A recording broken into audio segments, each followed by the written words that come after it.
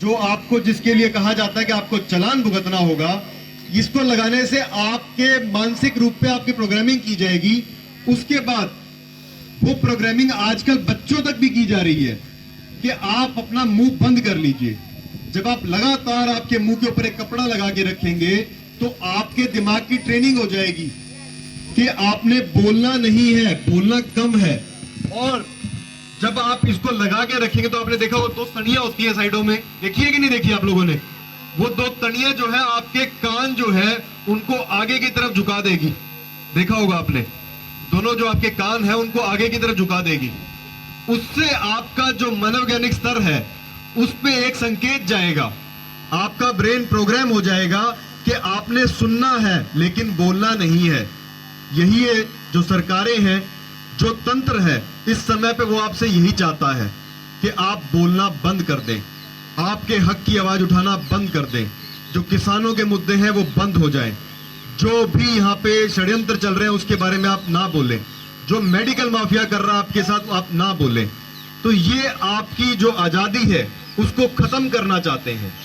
और इतना ही नहीं, ये खत्म करके सिर्फ खत्म ही नहीं करना इन्होंने, जब आप ये मुंह के कच्चे लगाएंगे तो आपको हजारों तरीके की बीमारियां पैदा होनी शुरू हो जाएंगी। फिर ये उन बीमारियों के नाम देंगे कि ये फलानी चीज की वजह से हुआ। फिर ये आपको कहेंगे आप इसका जो है टेस्ट करवा लीजिए, जो एक फर्जी टेस्ट है, जो कि टेस्ट नहीं है, मैं इसको कहूंगा ये गुलामी का सबब है। क्योंकि मिस्र की सभ्यता के अंदर जो गुलाम गुलामी को स्वीकार नहीं करते सही तरीके से और उछलने कूदने की कोशिश करते थे, अपने मालिक के खिलाफ कुछ बातें सोचने लगते थे, उनके नाक के अंदर एक इतना बड़ा सुआ डाला जाता है उनके नसिका के माध्यम से, ताकि उनके नाक और मस्तिष्क के बीच में एक झिल्ली जो होती है वो झिल्ली फट जाए।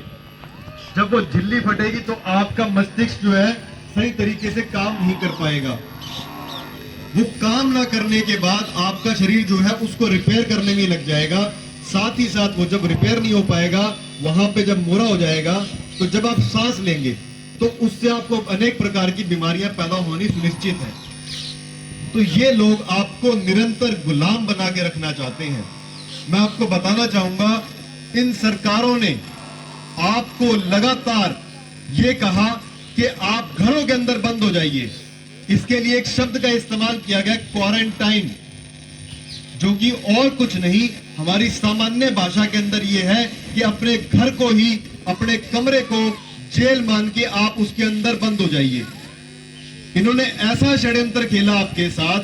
पहले के टाइम में जब हमारे आसपास के लोगों में कोई बीमार पड़ता था, कोई अस्पताल जाता था, किसी को कोई तकलीफ होती थी, तो हमारे गांव के लोग क्या कहते थे कि जाओ इनसे मिलो, इसको जो है मनोबल मिलेगा, मिलने से हमारी इम्यूनिटी बूस्ट होती है।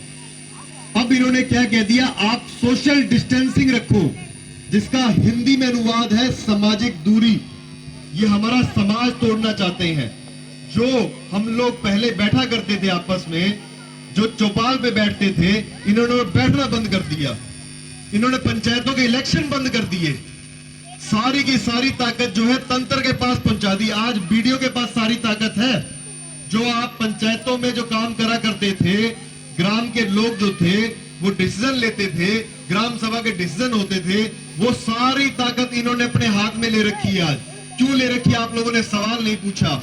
और सवाल आप पूछेंगे कैसे? जब आप सवाल पूछेंगे तो आपको कहा जाएगा मुंह पे कच्छे लगा लो, क्योंकि ये आपके हक की आवाज दबाना चाहते हैं, गांव की आवाज दबाना चाहते हैं।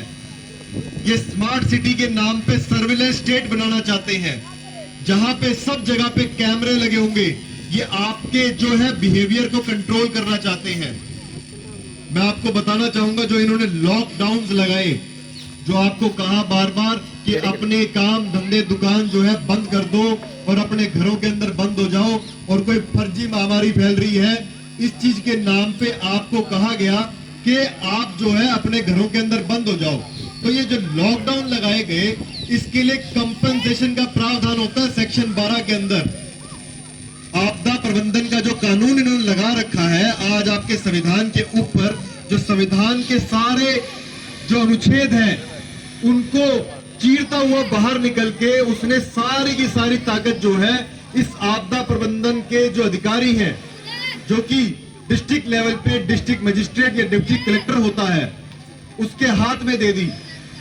उन लोगों के पास आपको अर्जी लगा सकते थे आप, लाखों, मैं कहूंगा करोड़ों लोगों ने ये अर्जियां लगाई सेक्शन 12 के तहत डिजास्टर मैनेजमेंट एक्ट के अंदर, लेकिन किसी को भी कंपनसेशन नहीं मिला।